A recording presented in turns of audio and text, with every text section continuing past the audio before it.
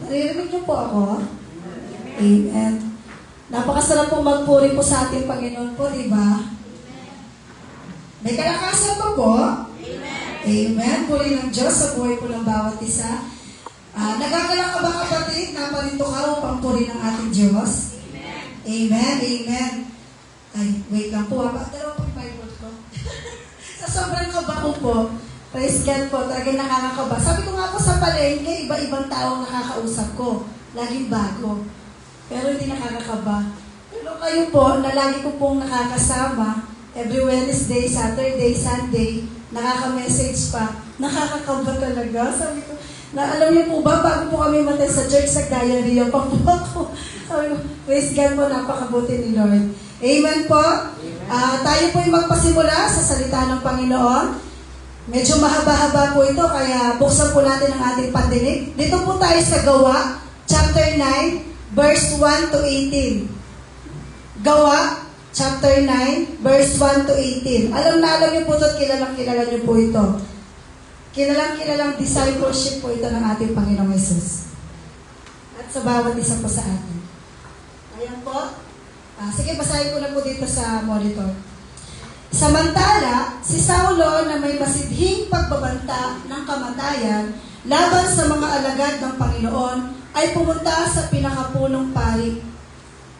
Humingi siya sa pinakapunong pari ng mga sulat para sa mga sinagoga sa Damasco upang kung siya'y makatagpo ng sino mang kabilang sa daan, mga lalaki o mga babae, ay dadalhin niya silang nakagapos sa Jerusalem. Sa kanyang paglalakbay, dumating siya sa malapit sa Damasco, biglang kumislap sa palibot niya ang isang liwanag mula sa langit. Bumagsak siya sa lupa at nakarinig ng isang tinig na sa kanya'y nagsasabi, "Saulo, Saulo, bakit mo ako inuusig?" Sinabi niya, "Sino ka, Panginoon?" At siya'y sumagot, "Ako si Jesus na iyong inuusig. Tumindig ka at pumasok sa lungsod at sasabihin sa iyo ang dapat mong gawin." Ang mga taong naglalakbay na kasama niya ay hindi makapagsalita sapagkat naririnig nila ang tinig ngunit walang nakikitang sino man. Tumindig si Saulo mula sa lupa at pagbulat ng kanyang mga mata ay wala siyang makita kaya't kanilang inakay siya sa kamay at ipinasok siya sa Damasco. Sa loob ng 3 araw, siya'y walang paningin at hindi kumain ni uminom man. Noon ay may isang alagad sa Damasco na ang pangalan ay Ananias. Sinabi sa kanya ng Panginoon sa isang pangitain, "Ananias," at sinabi niya, "Narito ako, Panginoon." Sinabi sa kanya ng Panginoon, "Tumindig ka at pumunta sa lansangang tinatawag na Tuwid. Ipagtanong mo sa bahay ni Judas ang isang lalaking taga-Tarso na ang pangalan ay Saulo. Sa sandaling ito ay nananalangin siya." At nakita niya sa pangitain ang isang lalaki, ang pangalan ay Ananias, na pumapasok at ipinatong ang kanyang mga kamay sa kanya upang muli niyang tanggapin ang kanyang paningin. Sige po. Ngunit sumagot si Ananias, "Panginoon, nabalitaan ko mula sa marami ang tungkol sa lalaking ito, kung gaano katindi ang kasamaang ginawa niya sa iyong mga banal sa Jerusalem. At siya'y may pahintulot mula sa mga punong pari na gabusin ang lahat ng mga tumatawag sa iyong pangalan." Ngunit sinabi sa kanya ng Panginoon, "Pumunta ka sapagkat siya'y isang kasangkapang pinili ko upang dalhin ang aking pangalan sa harapan ng mga hentil at ng mga hari at ng mga anak ni Israel. Sapagkat ipapakita ko sa kanya kung gaano karaming bagay ang dapat niyang tiisin alang-alang sa aking pangalan." 17. Kaya't umalis si Ananias at pumasok sa bahay. Ipinatong niya ang kanyang mga kamay kay Saulo at sinabi niya, "Kapatid na Saulo, isinugo ako ng Panginoong Yesus na nagpakita sa iyo sa daan sa iyong pagpunta rito upang muli mong tanggapin ang iyong paningin at mapuspos ka ng Espiritu Santo." 18. Agad nalaglag mula sa kanyang mata ang bagay na parang mga kaliskis at nakakita siyang muli at siya'y tumayo at binautismuhan. 19, last verse. At pagkatapos kumain ay muli siyang lumakas. Sa loob ng ilang araw ay kasama siya ng mga alagad na nasa Damasco. Amen. Puri ng ating Panginoon. Tayo po yumukot manalangin. Yes, O God. Hallelujah, Jesus. Hallelujah, Jesus. Muli, dakila, Ama. Pinupuri, pinasasalamatan ka namin, Panginoon. Yes, Lord, Ikaw ang aming Diyos na makapangyarihan. Diyos na buhay, Panginoon, na siyang lumikha ng langit at lupa, Panginoon. Lord, kami ay nagpapakumbaba, nagpapasakop sa iyong harapan, Panginoon. Lord, sa oras na ito, dinadalangin ko po, Panginoon. Linisin niyo po ang aming puso't kaisipan, Panginoon, upang higit ka naming makilala, Panginoong Yesus. Upang patuloy ka, Lord, na maghari sa aming buhay, sa aming puso, Panginoong Yesus. Lord, kasiyahan niyo po kami ng iyong banal na Espiritu, Panginoon. Puspusan niyo po ang bawat isa, Panginoon, upang higit namin malaman ng iyong salita, Panginoon, na hindi lamang namin marinig ito sa oras na ito, Panginoon, kundi, Lord, may pagbabago sa aming buhay, Panginoon, na ito isa sa pamuhay namin, Panginoon, at kami ay patuloy na susunod, Lord, sa iyong kalooban. Lord, gamitin niyo lamang po ako na daluyan ng iyong salita, Panginoon, upang higit ka namin makilala, Panginoon. Lord, gawin mo lamang akong tuntungan, Lord God, at ikaw ang maitaas, madakila, Panginoon. Maraming salamat po, Panginoon Yesus. Salamat po sa banal na Espiritu na ipinagkaloob niyo po sa bawat isa, Panginoon. Sa oras na ito, God, Lord, ipinagkakatiwala po namin, Lord, ang mensaheng ito, Panginoon. Ikaw, Lord, ang mangungusap sa puso ng bawat isa, Panginoon. Alam ko, Lord, nababatid mo ang puso ng bawat isa ngayon, Lord. Alam niyo, Panginoon, kung sino ang sumasamba sa Espiritu at katotohanan, Panginoon, at nagdi-desire, O God, na makilala ka, Panginoong Yesus. Lord, nawa ang bawat isa, Panginoon, ang kapatid ko sa pananampalataya, Panginoon, ay patuloy kaming lumago, Panginoon, sa iyong presensya, sa aming pananampalataya, Lord, at patuloy namin panghawakan ang iyong salita, ang iyong pangako, Panginoon Jesus. Muli, Lord, ikaw ang maghari sa buhay ng bawat isa at sa gawa na ito, Panginoon, at sa iyong sambahayan, Panginoon. Sa iyo lahat ng papuri, pasasalamat sa pangalan ni Jesus.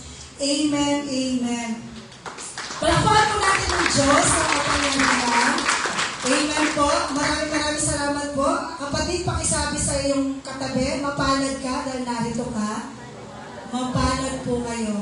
Mapalad po ang bawat isa na nakakapakinig ng salita ng Diyos. Sabi nga po ni Pastor, nung nag-aral po kami nung Saturday, kahapon lang, alam po natin, batid po ng Diyos. Kahit sa bahay po, kahit na babasa po tayo ng Word of God, dumarating yung point na natitem talaga po tayo makakatulog, hindi na natin mapapakinggan ang salita ng Panginoon.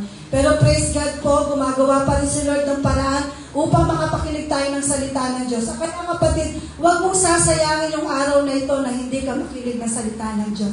Amen po? Paglabanan po natin yung antok, okay lang po ba? Amen. Kasi pagdating po sa pagsiselfone, di ba po, laban na laban niyo po yung antok nyo. Nawa naman po pagsasalita ng Diyos, paglabanan natin. Amen. Yung antok. Amen po, puri ng ating Panginoon. Sabi po ito, sa message, sa haba, pero ito po yung message na binigay sa akin ni Lord. Arise and come to Jesus. Arise and come to Jesus. Ano po yung sabi ng arise? Hinanap, sinerch ko po siya, sabi po nung arise, to come into existence or notice. Sa synonyms niya po, develop or grow. So, ibig sabihin po, develop or grow and come to Jesus. Kasi kung hindi po tayo lalapit sa Panginoon, hindi tayo mag-grow. Hindi po tayo madedevelop. Amen po? Dahil ang Panginoong Yesus po ang magtuturo sa atin kung paano po tayo sumampalataya sa Diyos. Amen po? Sabi niya po, arise, get up. Kapatid, bumangon ka na. Lumapit ka na sa Panginoon. Huwag mo nang paghintayin ng Diyos. Amen po? Nakakilala na po tayo sa ating Panginoon. Amen po? Tanggapin natin ang buong puso ang ating Panginoon Yesus. Nawa po, huwag po nating pagsawaan si Lord. Kasi tandaan po natin si Lord ang totoong nagmamahal sa atin. Amen po? Sabi pa po, sa message po na arise and come to Jesus, ano po yung pamamaraan para tayo po ay lumapit at mapalapit muli sa ating Panginoong Yesus? Ano po yung pamamaraan para tayo po ay lumapit at mapalapit? Naiintindihan niyo po? Lumapit at mapalapit sa ating Panginoong Yesus. Dito po natin matutunghayan sa buhay po ni Apostol Pablo bilang isang unbeliever. Dahil mababasa po natin sa gawa na inuusig niya po ang mga Kristiyano. Amen po? Siya po ay unbeliever po. Basahin po natin muli tayo magbulay-bulay sa gawa po. Basahin ko po yung akin. Sobrang po nakakaba. Praise God po. Gising na gising po yung diwa ko po dito. Talagang wala po akong tulog, pero praise God po, binigyan po ako ni Lord ng kapahingahan para po ako makapag-meditate po ng kanyang salita. Amen po. Sabi po, ang pagtawag kay Saulo. Samantala, patuloy ang pagbabanta ni Saulo na may papatay ang mga alagad ng Panginoon. Lumapit siya sa pinakapunong pari ng mga Hudyo at humingi ng sulat para sa mga sinagoga sa Damasco upang madakip niya at madala sa Jerusalem ang sino mang lalaki o babae na matagpuan niyang kaalib ng daan ng Panginoon. Naglalakbay si Saulo papuntang Damasco at nang siya'y malapit na sa lungsod, biglang kumislap sa paligid niya ang isang nakakasilaw na liwanag mula sa langit. Natumba siya sa lupa at narinig niya ang isang tinig na nagsasabi, "Saulo, Saulo, bakit mo ako inuusig?" "Sino kayo, Panginoon?" tanong niya. "Ako si Jesus, ang iyong inuusig," tumugon na tinig sa kanya. Sa part po na yon, ang message po na pinagkala po sa akin ni Lord doon na arise and come to Jesus, yung subordinate po niya, yun nga yung mga pamamaraan kung paano po tayo mapalapit sa Panginoon. Ang unang ginawa po ni Saulo, listen to the voice of God. Nakinig siya sa salita ng Panginoon. Kasi nung natumba po siya, biglang tinawag po yung pangalan niya, di ba po? Saulo, Saulo. At sumagot naman po si Saulo, "Sino po kayo, Panginoon?" "Ako si Jesus na inuusig mo." Kaya ano sabi po ni Paul? Listen to the voice of God. Yung po yung naging action po ni Saulo Kaya nung tayo po din nung unbeliever pa rin po tayo, di ba? Nung time na hindi pa po tayo nakakapakinig ng salita ng Panginoon. Praise God po, nung may ginamit po ang Panginoon na makapag-share po sa atin ng Word of God. Ano po yung naging action po natin? Di ba yung iba po, agad-agad umattend po sila ng church. Yung iba naman po, medyo syempre na-struggle po. Pero praise God po, alam ko po sa puso nyo, nung narinig nyo po yung voice ni Lord, salita niya, may naramdaman kayo sa puso niya, kaya sumagot kayo, "Lord, ano po yun?" Di ba po? Kaya sabi niya, listen to the voice of God. Sabi po sa Job 37:5, Job 37:5, sige po, basa po tayo.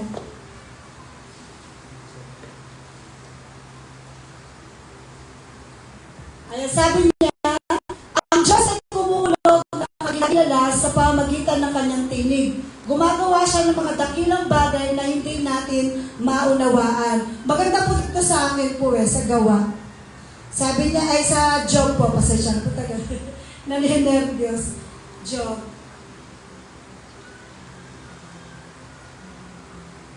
Sige po, basahin niyo po sa monitor po siya. Ito po.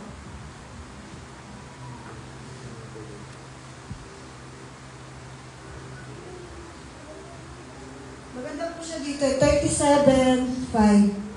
Sabi niya po, sa isang salita niya, may nangyayaring kababalaghan, kahanga-hangang bagay na di natin maunawaan. Amen po. Sa isang salita ng Panginoon na maririnig natin sa Kanya, may bagay na may mangyayari sa ating buhay na hindi natin po mauunawaan. Ganon na ganon po ang nangyari sa buhay po ni Saulo. Nung marinig niya po ang boses ng ating Panginoon, may nangyari po sa puso niya na hindi niya maintindihan.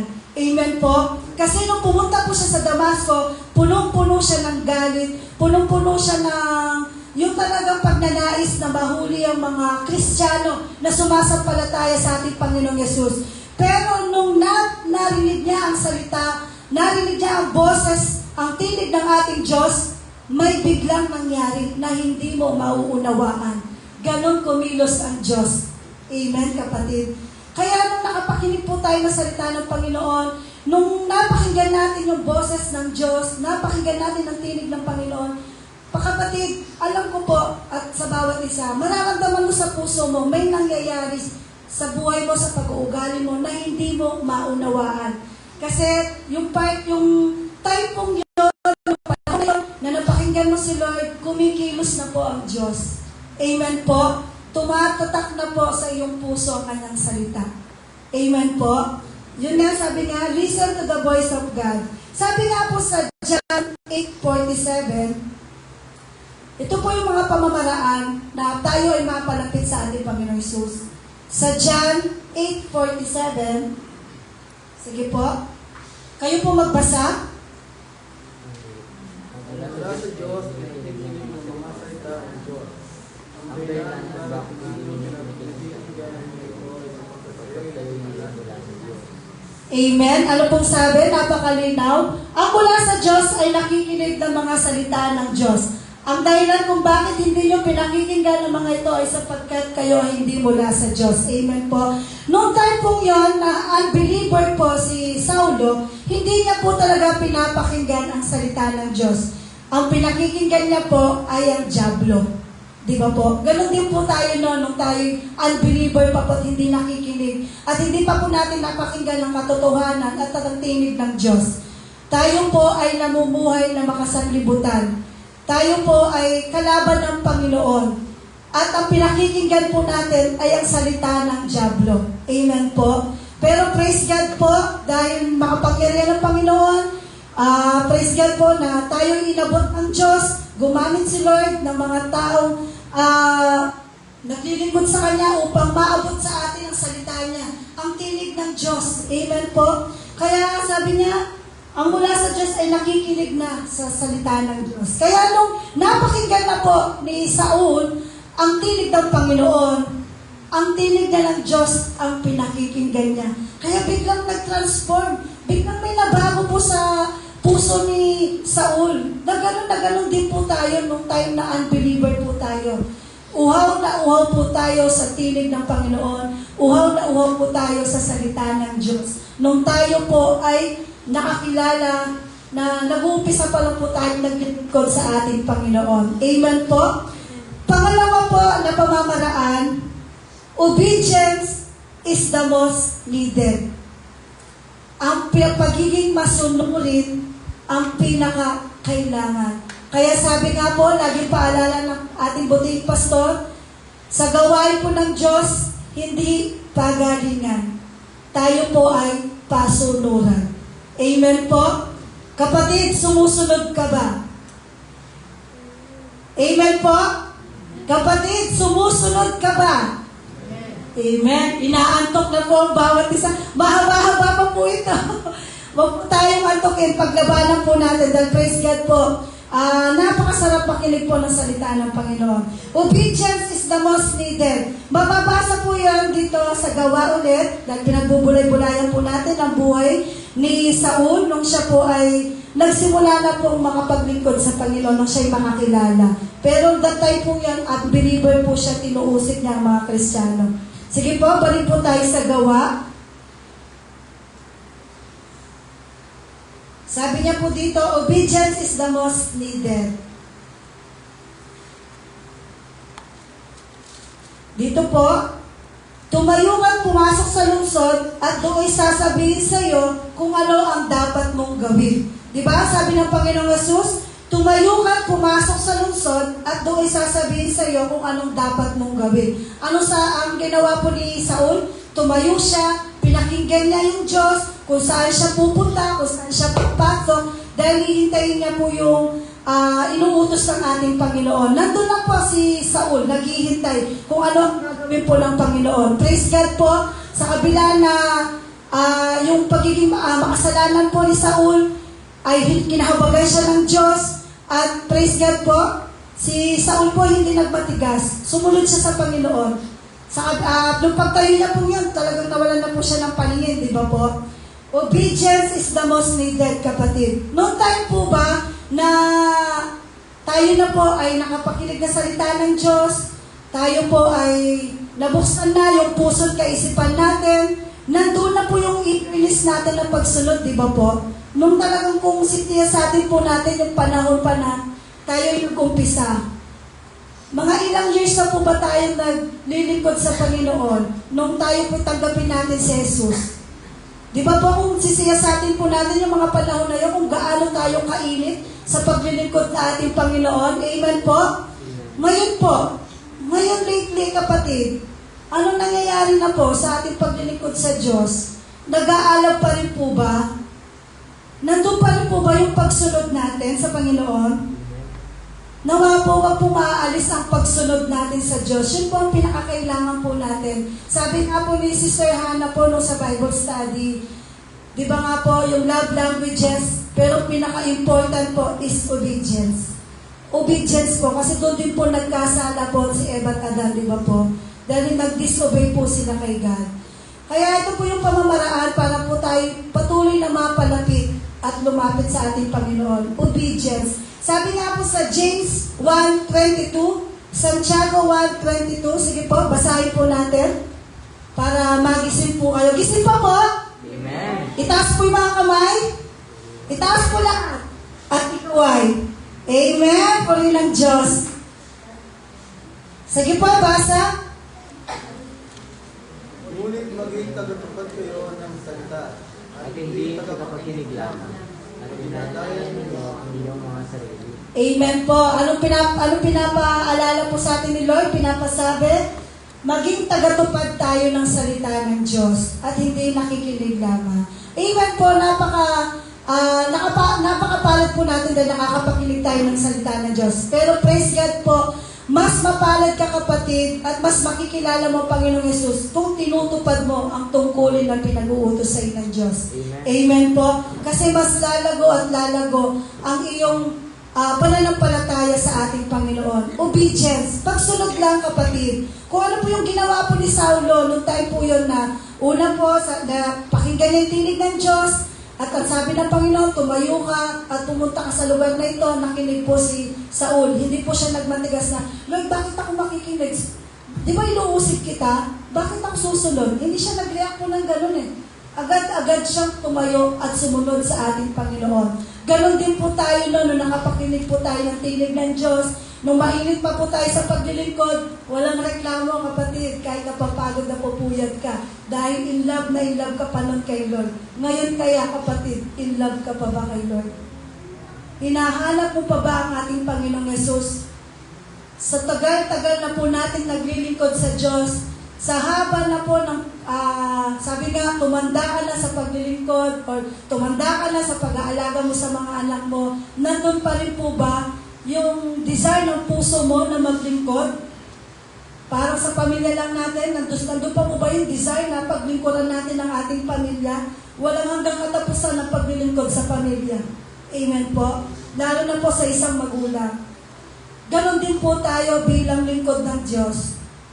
Walang katapusan ng paglilingkod natin sa ating Panginoon hanggang tayo ay nabubuhay sa mundong ito. Amen po. Purihin ang ating Panginoon. At ang kasunod po na verse po, na binigay po sa akin na obedience ni Lord, sa 1 Peter chapter 1, verse 14. 1 Peter chapter 1, verse 14, sabi niya, tulad ng mga masunuring mga anak, huwag kayong gumaya sa masasamang pagnanasa ng inyong kamangmangan noong una. Praise God po. Napakinggan mo na yung tinig ng Diyos, sumusunod ka na kapatid, sa kung paano po sumunod si Saulo. Tulad ng mga masunuring mga anak, huwag kayong gumaya ng masasamang pagnanasa ng inyong kamangmangan noong una. Nung wala ka pang kaalam kay Lord, huwag na natin ibalik kapatid. Tama po? Kasi sumusunod ka na sa will ni Lord. Sumusunod ka na sa kalooban ng Diyos. Huwag mo nang balikan pa yung dati mong pamumuhay, kapatid. Mahihirapan lang po tayo at lalo lamang po tayong mapapahamak. Amen po? Bilang may pagkaunawa at masunuring anak, kapatid, masunuring ka ba sa Diyos? Amen. Amen. Masunurin po ba tayo sa Diyos? Amen. Amen po. Nawa po, alisin na po natin yung mga dating buhay po natin na hindi kalugod-lugod sa Diyos. makipag-participate po tayo sa Panginoon. Kung ang Diyos patuloy na kumikilos at ikaw kapatid hindi ka makikipag-participate para tumulong sa Panginoon, kapatid walang pag-grow, walang pag-develop sa atin. Wag na wag po tayong maging tamad sa gawain ng Panginoon. Amen po. Patuloy tayong sumunod sa panawagan ng Diyos. Kapatid, Bible study, mentoring, discipleship po, Saturday po yon. Pinapaalala po ng Panginoon. Kapatid, kung may time ka, dumalo ka. Dumalo ka, kapatid. Siguro naman po, within a month, na sabihin mo ng busy ka within a month, siguro po, mga February po, may free time naman po kayo siguro para maka-attend, di ba po? Hindi naman po siguro sa loob ng isang taon, sobrang busy mo naman, kapatid. Grabe yan, kapatid, ha? Sobrang busy mo naman ata. Inawain dyan, hindi ka makakadalo ng Bible study. Medyo nakaka-question po yun. Pero pagdating po sa trabaho, grabe po ang oras natin, no? Siguro naman po within a year or within a month, kahit sa isang beses po, makadalo po tayo ng Bible study. Pag sumikapan po natin, pasunuran po ito, sumunod po tayo. Amen po. Pangatlo po, na pamamaraan para tayo ay mapalapit at lumapit sa ating Panginoon Yesus, fasting. Nabanggit po ito sa gawa. Sabi po dito, sabi niya po dito, tumayo si Saulo at pagmulat niya ay hindi na siya makakita, kaya't siya'y inakay ng mga kasama niya at dinala sa Damasco. Hindi siya nakakita sa loob ng 3 araw at hindi niya rin siya kumain ni uminom. Sa loob ng 3 araw, si Saulo po ay hindi na kumain o uminom. Patuloy lamang po na pinasting niya rin po yung sarili niya. Di ba po? Una po sa napakinggan niya po yung tinig ng Diyos, sumunod siya, nag-fasting na siya. Amen po? Ano po ibig sabihin ng fasting? Ang fasting po means it's abstaining your food for spiritual.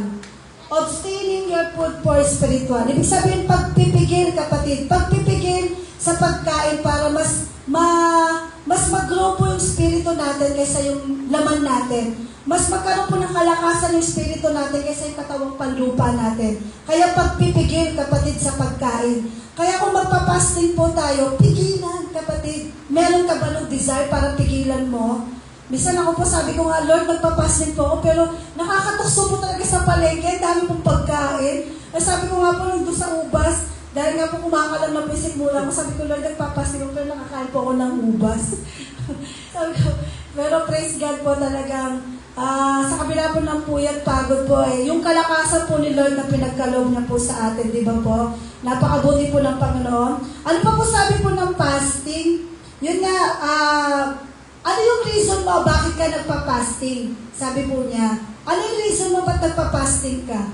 Sabi, to get closer to the Lord. Yun ba yung desire ng puso mo, kapatid, kapag nagpa-fasting ka? Yung mas mapalapit ka sa Diyos? Amen po? Yun ba yung desire ng puso mo kapag gusto mong magpigil sa pagkain, na gusto mong palakasin yung spirito mo dahil gusto mong mapalapit sa ating Panginoong Yesus, na mas higit mo siyang makilala sa buhay mo, at yung guidance ni Lord, di ba po? Tsaka yung may gusto natin ipinapanalangin sa Panginoon, kaya magpa-fasting po tayo. Amen po? Amen. Lalo na po yung mga mahal natin sa buhay na hindi pa nakakakilala sa ating Diyos, i-fasting natin yan, kapatid. Gawin natin yan dahil talagang napaka-powerful po yung fasting na may kasamang prayer. Kasunod po nun, yung nga pong fasting po, yung pagpapasting na ginawa po ni Saul, na hindi nga po siya kumain, may verse po ito sa Ezra 8. Ezra, basahin po natin. Ezra 8:21-23. Ezra chapter 8, 21-23. Ito po yung mga pamamaraan po nung time po na talagang, praise God po, nung unbeliever po tayo, hanggang sa yun na nga po, believer na po tayo ni Jesus Christ. Pagkatapos ay nagpahayag ako roon ng ayuno sa ilog ng Ahaba upang kami magpakumbaba sa harapan ng aming Diyos, upang umanap sa Kanya ng matuwid na daan para sa aming sarili at sa aming mga anak at sa lahat ng aming mga pag-aari. 22. Ako'y nahiyang humingi sa hari ng isang pangkat na mga kawal at mga ngabayo upang ingatan kami laban sa mga kaaway sa aming daraanan. Yamang aming sinabi sa hari, ang kamay ng aming Diyos ay para sa kabutihan ng lahat na umahanap sa Kanya, at ang kapangyarihan ng Kanyang puot ay laban sa lahat na tumatalikod sa Kanya. 23. Kaya't kami nag-ayuno at nagsusumamo sa aming Diyos dahil dito ay siya'y nakinig sa aming pakiusap. Amen po. Kapag may nais po tayo sa ating Panginoon, ano pong ginawa ni Ezra para sila'y ingatan sa daraanan nila? Dahil syempre sa panahon pong yon ay talagang kaliwat kanan po kalaban ng hukbo ng Israel. Di ba po? May mga Palestinian, may mga Amonita, ano pa po yun? Ang dami po na nakapalibot po sa kanila. Pero praise God po, anong sabi po ni Ezra? Napakaganda po nung ginawa niyang pamamaraan. Fasting, nag-ayuno po sila upang hingin ang gabay ng Diyos. Ganon din po tayo, kapatid. Nung time po yun, si Saulo, nung nagpapasting po siya, hinihingi niya na po yung gabay ng Diyos. Siyempre po dahil alam niya na po na siya'y tinawag na ng Panginoon. Kaya nandun na po yung kaakibat ng pagsunod niya eh. Hindi po siya nagreklamo na, Lord, ba't ako susunod? Inuusig niya kita, di ba? Unbeliever ako eh. Kaya nga narito ako para kunin ko yung mga Kristiyano na nagtitiwala, naniniwala sa iyo. Pero hindi po nagsalita si Saul.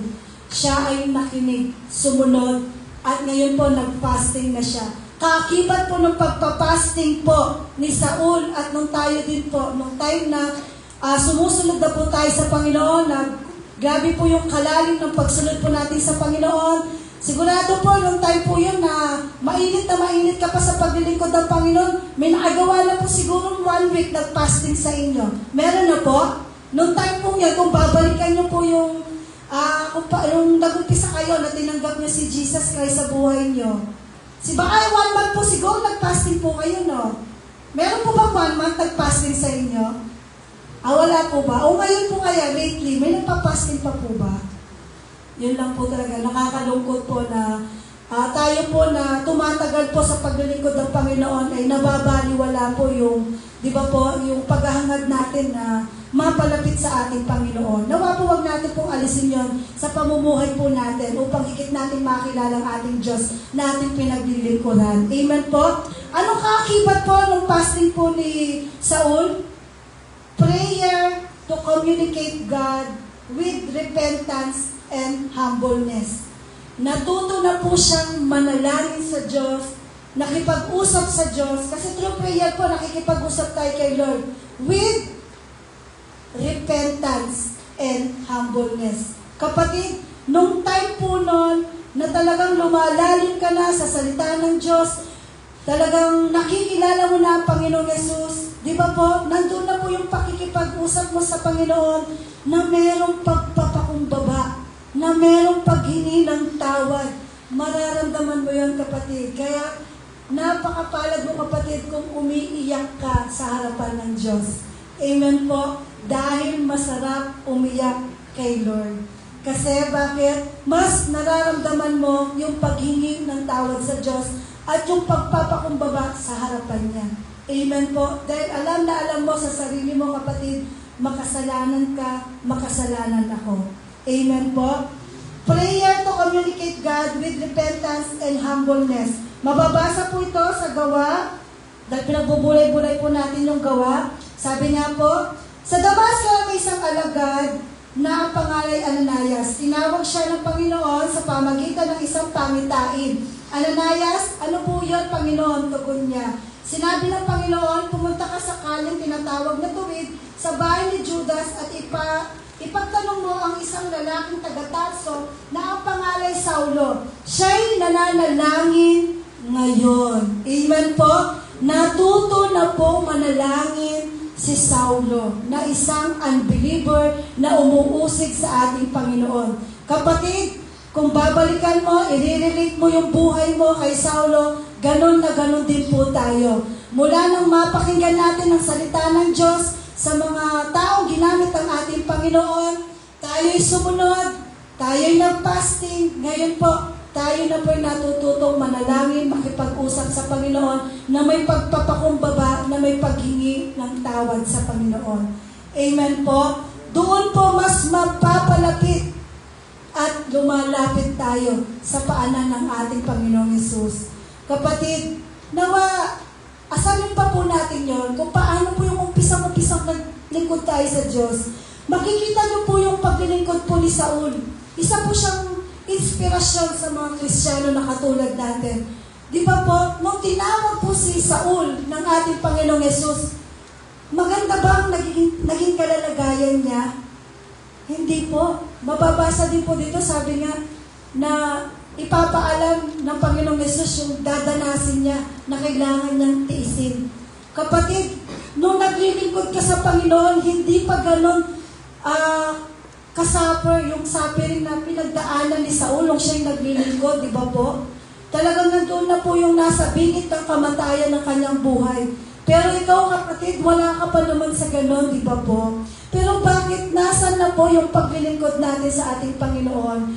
Kung si Saul po, nagpatuloy siya hanggang sa mabilanggo siya, siya pa rin po yung naging kalig sa mga Kristiyano na palakasin ang pagtitiwala, ang pananampalataya sa Diyos. Pero ikaw, kapatid, na malayang-malaya kang magpuri, sumamba, maglingkod sa Panginoon, pero bakit nangihina po tayo, kapatid?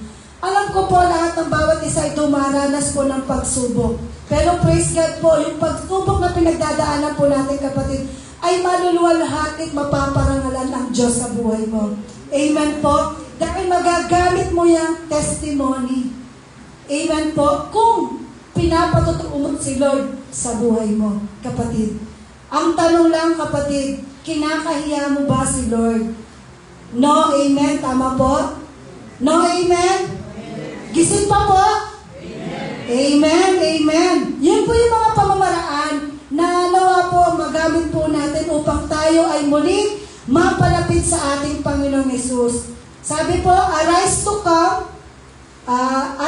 and come to Jesus. Arise and come to Jesus. Bumangon ka, kapatid, at bumalik ka muli sa ating Panginoong Hesus.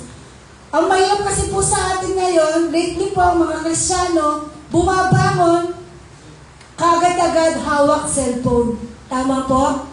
Bumabangon, hawak cellphone. Tama po? Majority? Majority po sa bawat isa siguro po, no? Nawa po, bumabangon at sabay nananalangin sa Panginoon. Amen po? Bumabangon at nagpapasalamat sa ating Panginoong Hesus. Amen po? Kasi hindi po tayo malalayo sa ating Panginoon kung yun ang lagi po natin isinasagpamuhay. Amen po? Bigyan natin ng time si Lord. Ang ganda po ng mga message po na binigay po sa akin ni Lord, na muli tayong bumangon, kapatid, at manumbalik sa ating Panginoon. Yung pamamaraan nga po, listen to the voice of God. Obedience is the most needed. Fasting and prayer to communicate God with repentance and humbleness. Kapatid, pakatandaan po natin, pag kinakausap po natin si Lord, nandoon po yung pagpapakumbaba at paghingi ng tawad. Huwag na huwag po tayong magmamalaki sa Diyos, sapagkat ang buhay na meron ka, kapatid, ay galing yan sa Panginoon. Amen po? Napakabuti po ng Panginoon. Kung dito po sa buhay naman po ni Ananias, kung atin pong sisiyasatin, si Ananias po ay isang believer na po, lingkod ng Panginoon. Basahin po natin, ha. Sabi niya po, sumagot si Ananias, Panginoon, marami na po akong nabalitaan tungkol sa taong ito at sa mga kasamaang ginawa niya sa inyong mga hinirang sa Jerusalem. At naparito siya sa Damasco, taglay ang kapangyarihan galing sa mga punong pari ng mga Hudyo upang dakpin ang lahat ng tumatawag sa iyong pangalan. Dito pala po inutusan si Ananias ng Panginoon na pumunta kay Saul. Pero anong sagot ni Ananias? Nagreklamo siya dahil alam niya yung pagkatao ni Saul. Diyos na po ang nag-utos kay Ananias. Pero nandoon pa rin po yung pagrereklamo. Believer na po yan, ha, si Ananias. Ganon na ganon din po tayo nung i-relate po natin ang ating buhay. Nung kay Saul po na unbeliever tayo, na tinawag tayo ng Diyos, grabe yung init natin sa paglilingkod natin sa ating Panginoon. Walang palya, kapatid. Church, every Sunday, nandito ka, always kang present, walang absent, Bible study, sumasama ka sa gawain ng Panginoon, nakikipag-reach out ka sa mga kapatiran, pero habang tumatagal kapatid, nasaan na po ang obedience natin? Nagre-reklamo na po tayo. Lately po ngayon, ang mga Kristiyano po ngayon ay puro na po reklamo. Hindi na po sumusunod sa kalooban ng ating Panginoon. Ano sabi po ni Ananias? Sabi niya kay Lord, Panginoon, marami po akong nabalitaan dyan eh. Parang gano'n na rin po tayo lately eh. Di ba po, bilang tayo mga tagalingkod ng Diyos, na believers, sasabihin po ng ating pastor, papaalala niya, may Bible study. Hey, Lord, pagod yung katawan ko, puyat ako, pagba-Bible study pa ako. Akin na lang ng Sunday. Sunday na lang talaga ako aasa, Lord. Yun naman yung day off ko, Lord. Sa Wednesday pong yun, within a month, within a year, sabi ko nga po, wala po ba kayong free time? Kahit isang beses lang po sa isang buwan na Wednesday Bible study po, wala po ba talaga? Kahit talagang yung mapursigin nyo po na maipilit nyo sa sarili nyo na kailangan kong batin ng Bible study dahil gusto kong lumago sa pananampalataya, gusto kong makilala ang Panginoong Yesus. Wala po ba? Kagad po ba papasok sa isip natin yung reklamo na kay Lord? Lord, ang dami mo naman pinapagawa. Na ito na nga, naglilingkod na nga ako, nandito na nga, tinanggap na kita, may pagsunod pa ba? Ganun po ba tayo ngayon, mga kapatid? Ganun po ba tayo ngayon kay Lord? Nawa po, alisin po natin yung pagreklamo. Tingnan niyo po si Ananias, nagreklamo po siya. Diyos na po yan ha. Diyos na yung nag-uutos sa kanya. Kung yung Panginoong Yesus mismo sa harap natin, kausapin ka kapatid, magrereklamo ka ba? Ngayon pa lang po, na ang lingkod ng Diyos na ginagamit po, bawat isa po sa atin, leaders, members, i-update ka na kapatid, o ganito, ganyan. Alam ko po, sa puso po natin, nandun yung design na gusto mo dumalo kapatid. Pero minsan po talagang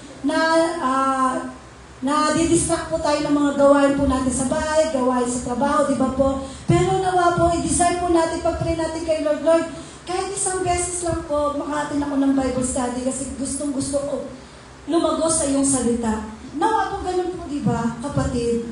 Ganun sana po yung lagi pong isalita ng ating bibig. Huwag na po tayong magreklamo sa panahon ngayon. Kasi alam niyo naman po kung ano po yung nangyayari po ngayon sa paligid. Hindi po kayo magtataka, nabalitaan niyo po yung California. Nabalitaan niyo po? Ano pong nangyayari? Sabi ko nga po, Lord, nakakapagtaka po, no? Ang lamig-lamig ng panahon, ang ganda ng kalikasan nila. Sobrang lamig, pero nagkaroon ng wildfire. Talagang malawakang sunog na hindi mo lubos maisip na talagang sabi nga natin, hindi natin alam ang buhay. Kung ano pang darating bukas, di ba po? Kaya praise God po kapatid, hindi natin alam yung bukas na darating. Pero alam natin sa puso natin na mas pagbutihan natin ang paglilingkod sa Diyos. Amen po?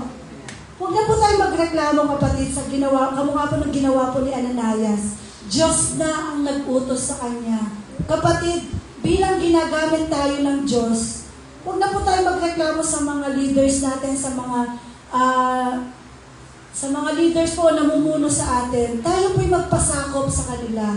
Dahil naman po ang nais po ng Panginoon, magpasakop po tayo upang tayo ay matuto sa salita ng Panginoon, na tayo ay lumago sa ating pananampalataya. Amen po? Tandaan po natin kapatid, hindi pagalingan po dito sa gawain ng Diyos. Pasunuran. Pinapaalala po ng Panginoon, pasunuran. Hindi po pagrereklamo. Amen po? Napakabuti ng Panginoon. Sabi pa po doon sa nabanggit po ni Ananias, reklamo na walang pagsunod, tapos po, wala nang tiwala kay Lord. Kasi yung pagsagot po ni Ananias na, syempre alam niya po na unbeliever po si Saul, na talagang naparoon po siya sa Damasco para usigin yung mga Kristiyano. Nandun yung takot ni Ananias na baka mapahamak siya. Kapatid, ang Diyos na pinaglilingkuran mo, makapangyarihan Ba't ka matatakot, di ba? Amen po? Kung talagang yung Diyos na tinanggap mo, kapatid, ay makapangyarihan, malakas, matatag, matapang. Bakit ka natatakot, kapatid? Tandaan mo sa bawat ipinag-uutos ng Panginoon, kasama natin ng Diyos. Amen po? Hindi ka niya pababayaan, kapatid. Ang Panginoong Yesus, sabi niya nga po, nung umakyat siya sa langit, ipinagkatiwalaan niya sa atin ang banal na Espiritu, sasamahan kita hanggang sa huling katapusan ng mundong ito. Amen po? Panghawakan natin ang pangako ng Panginoong Yesus. Yun po yung nakakalungkot doon. Bilang believer po sa atin, nawawala na po yung tiwala natin kay Lord. Sa totoo lang po. Nasaan na po yung trust?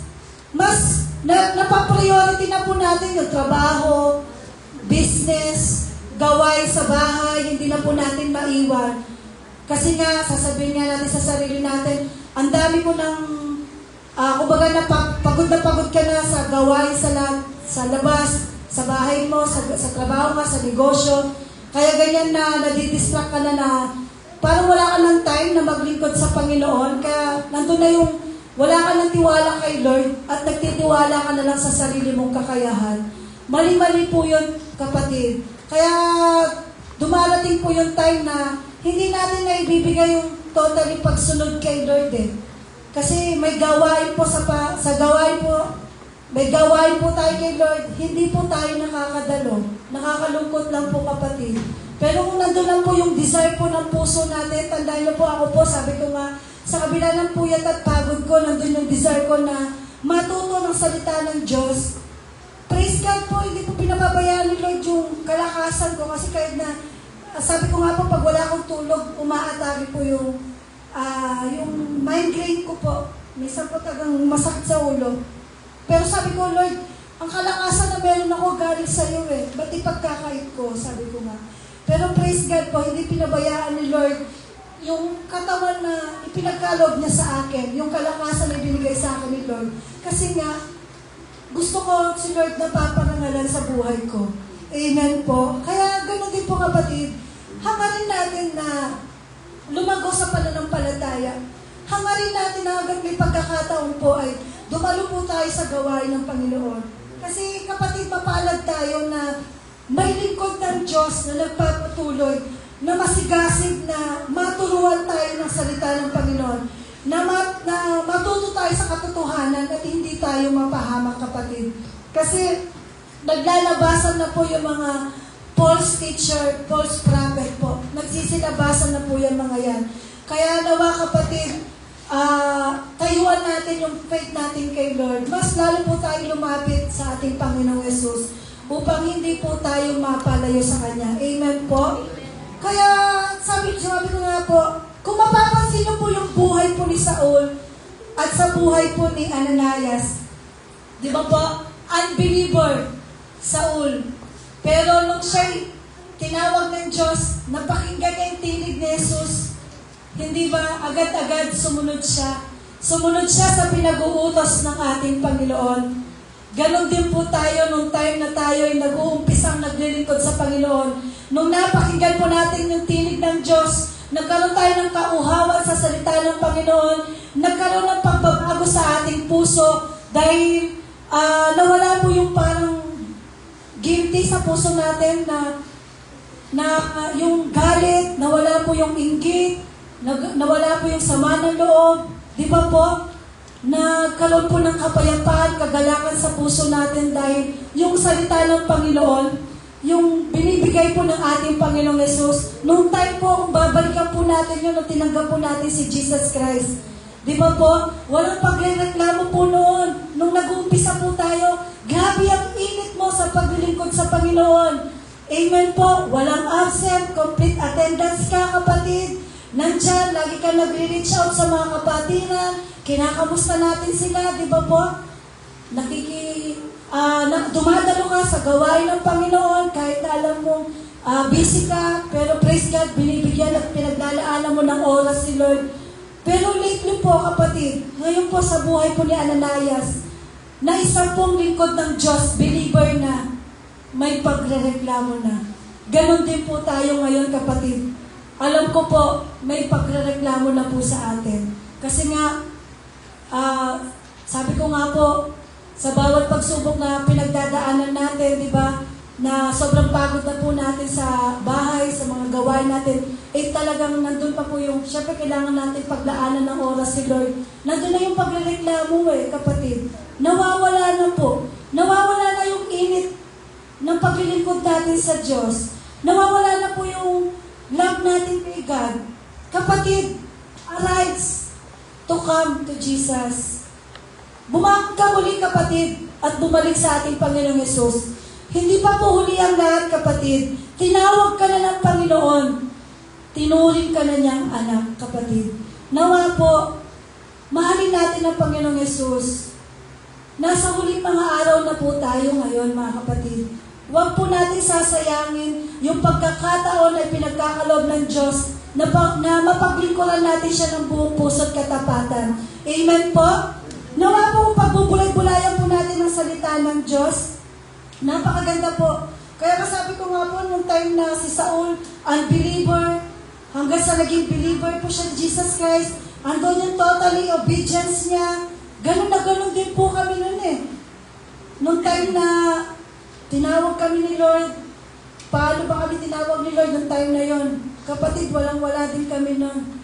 Grabe ang buhay po namin at namumuhay kami na hindi ayon sa kalooban ng Diyos. Kung babalikan ko po yung buhay po namin, sabi ko nga po, yung asawa ko, syempre dahil libre po yung alak, iinom po yan. Lahat po ng vices na try na rin po ng asawa ko. Ako naman po, matakaw po ako sa pagtaya ng wedding. Talaga po, grabe po yung parang, bisa po kapag hindi po ako nakataya ng wedding, nai-stress po ako, yung parang sabi ko, ay bakit walang mga barya dito? Pinagkakalkal ko na lahat ng mga durabas namin. Sabi ko, walang barya, sabi ko.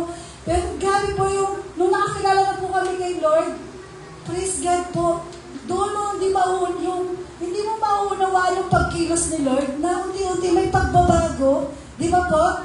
Grabe yung pagkilos po ni Lord sa buhay po natin. Kaya nawa po, magpatuloy tayo kapatid. Huwag na po tayong magreklamo. Ipaglaban na po natin yung pagmamahal natin kay Lord. Kapatid, bangon, bangon, bangon. Lapit, lapit. Lumapit na po tayo kay Lord. Huwag po kayong babangon nang hindi nyo kasama ang ating Panginoong Yesus. Amen. Purihin ang ating Diyos. Panapakin po natin siya. Amen po.